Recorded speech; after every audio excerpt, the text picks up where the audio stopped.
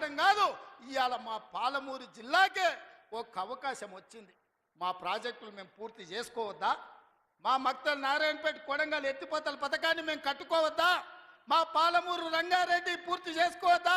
మా కల్వకుర్తి పూర్తి చేసుకోవద్దా? మా బీబా పూర్తి చేసుకోవద్దా? మా నెట్టంపాడు పూర్తి చేసుకోవద్దా? మా కోయిల్ సాగర్ పూర్తి చేసుకోవద్దా? మా జూరాల పూర్తి చేసుకోవద్దా? మా తుమ్మిళ్ళ ప్రాజెక్టు పూర్తి చేసుకోవద్దా? మా ప్రాంతం అభివృద్ధి చెందొద్దా అని చంద్రశేఖరరావుని అడుగుతున్నా. ఏది తీసినా ఏది పెట్టినా వద్దు అనే తప్ప నీ నోటి నుంచి ఒక్క మాట అయినా మంచి మాట వచ్చిందా అని నేను అడుగుతున్నా. ప్రాజెక్టులు కట్టొద్దంటివి, భూములు సేకరించొద్దంటివి, పరిశ్రమలు పెట్టొద్దంటివి.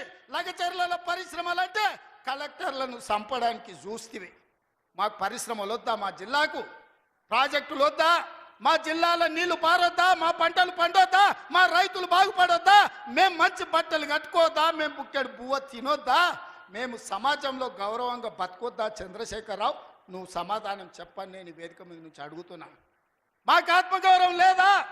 మేము మీలాక దొరలు కాకపోవచ్చు, కానీ మేము రైతు బిడ్డలమే కదా.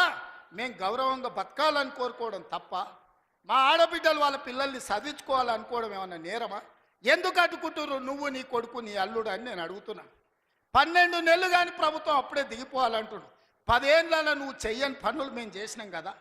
ఏం బాగలేదు పాలన. ఆయన కొడితే గట్టి కొడతాడంట. ఆయన కొడితే ఎంత గట్టి కొడతాడంట అంటే ఇక అది చెప్పనలవి కాదంట. నేను అడగదలుచుకున్న మా సోదరుడు, అయ్యా ఆయన గట్టి కొట్టడానికి ఫుల్లా ఆఫా? ఏంది గట్టి కొట్టడానికి? ఏం కొడతాడు ఆయన? కొడితే గిడితే ఓ ఫుల్లు ఓ ఆఫ్ గట్టి కొట్టగలడు.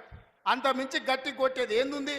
10 ఏళ్ళు నువ్వు గట్టి కొట్టేటోని ఆయన ఉంటే, నిజంగానే నువ్వు గట్టి కొట్టాలంటే డ్రగ్స్ పార్టీలు ఫామ్ హౌస్లలో చేస్తున్న నీ కొడుకును వంగబెట్టి గట్టి కొట్టు, వానికి బుద్ధి వస్తుంది. ఢిల్లీలో లిక్కర్ దందాలు చేసి తెలంగాణ గౌరవాన్ని తీసిన నీ బిడ్డను దవడ మీద అంగబెట్టి గట్టి కొట్టు.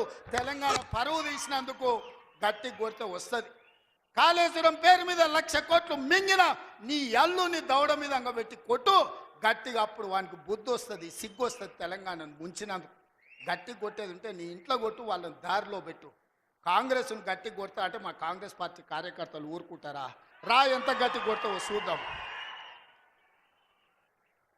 పొంకణాల పోసిగానికంట 3 ఎట్లంట 36 దొడ్లంట. వెనకడికి పొంకణాలు చెప్పేటోడు. 10 ఏళ్ళు నువ్వే ఉన్నావు కదనే.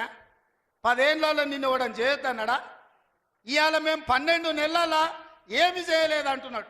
నేను అడుగుతున్న ఇక్కడికొచ్చిన మా ఆడబిడ్డల్ని, అక్క 500 రూపాయలకు సిలిండర్ వస్తలేదా? ఆర్టీసీ బస్సులో ఉచితంగా మీరు బస్సు ఎక్కుతారని టికెట్ అడుగుతురా? ఆ ఎల్లా అమ్మగారింటికి పోవాలంటే ఇంటి ఆయన కిరాయి పైసలు అడగాలి.